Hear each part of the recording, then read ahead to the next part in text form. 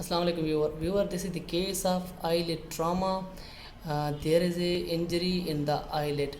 In case of eyelid injury, first of all, who have to clean the injury with the help of normal saline, so that there must not be any foreign body in the injury point.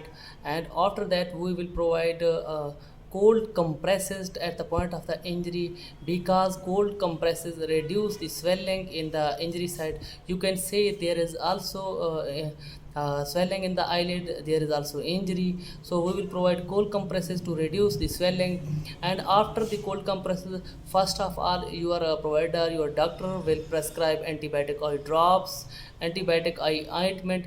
We will put the drops in the inside the eye, so that there will not be any secondary infection, and there must not be infection in the eye, and to reduce any type of infection. After that we will provide ointment inside the eye, also at the location of the injury, so that ointment reduce the injury, and also decrease the secondary infection. And at last we will patch the eye, so that there must not be chances of secondary infection or any other trauma. After 24 hour roundabout, we will open the eye patch, and once again we will provide antibiotic eye drops and eye ointment. After some days this injury will recover. Thank you so much.